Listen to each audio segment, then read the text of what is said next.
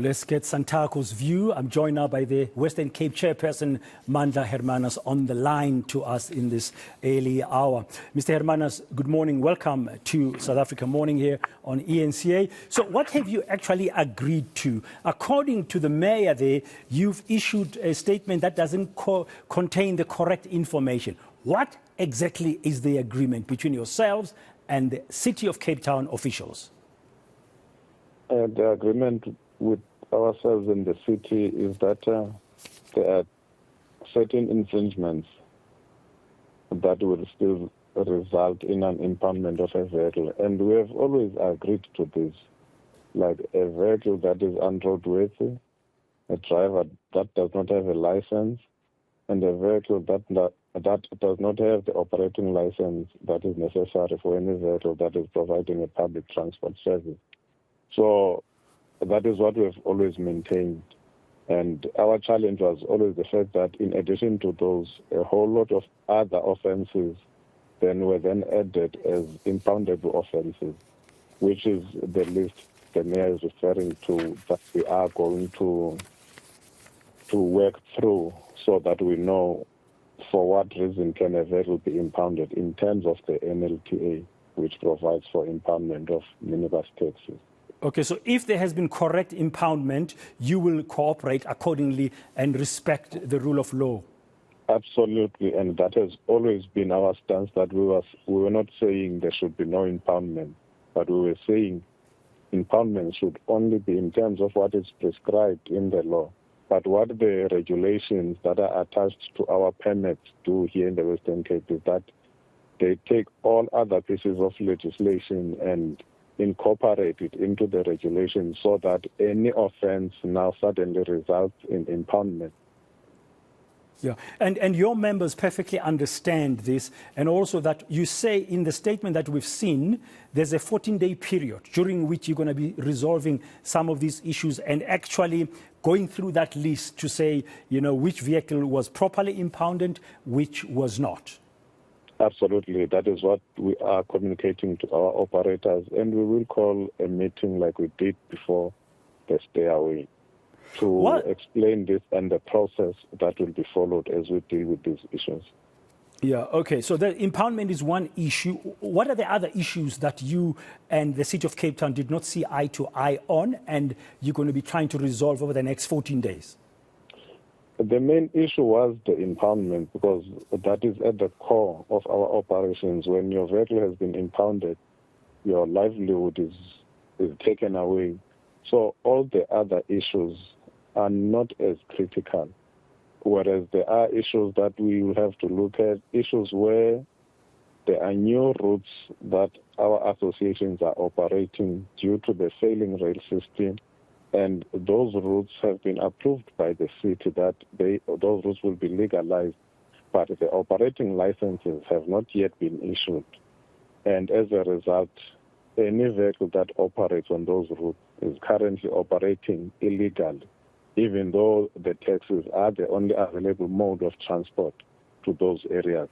Now, has there been a commitment by the City of Cape Town to issue those licenses for those routes that you've just mentioned?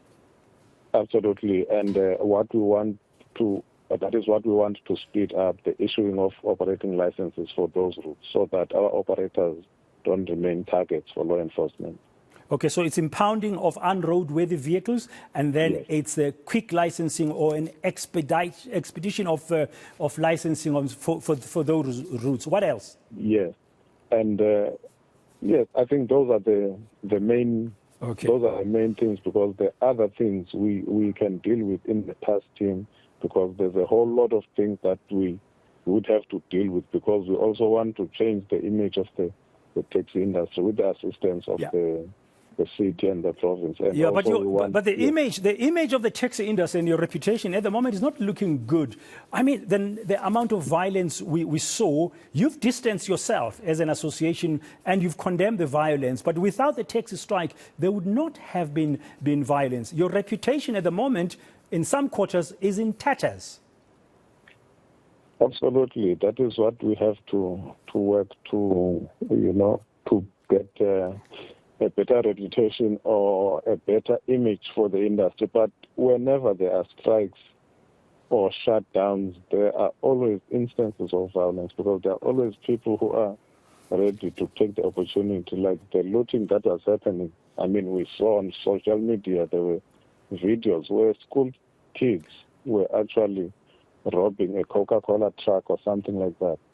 And those were not taxi operators, and it was we understand, and we saw ourselves as well on the ground, that there was an element of criminality that crept in, people taking advantage of the stay away. But when it comes to the taxi industry, yourselves and your members, what are you going to be doing differently to improve the image, as you've said, and get your reputation back intact? So your members, for example, those who are using unroadworthy vehicles, do not do so in the future. That is why one of the things that we agreed on is that unroadworthy vehicles should not be on the roads. And we are working on programs where we actually have our own people who will do random checks at taxi ranks to check the status of the vehicles that transport our people. But we've always said, because we are an unsubsidized industry, we need every assistance that we can get from government. And we have made several proposals, which we are going to take again at the task team to say, this is how we think government can assist to meet the industry halfway as we try to improve the quality of the service that we provide to the citizens of the province. Okay, Mr. Hermanus, obviously you think the strike was necessary, the stay away was necessary, but when you look back now that the strike has ended, you are now operating normally in Cape Town, in the parts of the Western Cape as from today. What would be the biggest lesson for you you're taking forward to avoid similar occurrences in future? I think the most important thing is that when we have these negotiations, there has to be genuine commitment from both parties. And no party should negotiate as if it's more powerful than the other, or the authority has more authority than the other parties. Because most of these things, even when we set up a task team, it was precisely to prevent a stay away that we were wanting to embark on, to voice our grievances. And yet the task team took forever to deal with these issues, because all these issues we've been raising over the last 3 months, the task team was active. But there was no resolution. The only thing that we were told is that the law is the law, we must abide by the law. And yet we were feeling there's a different law for us and a different law for everyone else. Okay, thank you very much for your time this morning. Mandla Hermanus, he's the Santaco's Western Cape chairperson.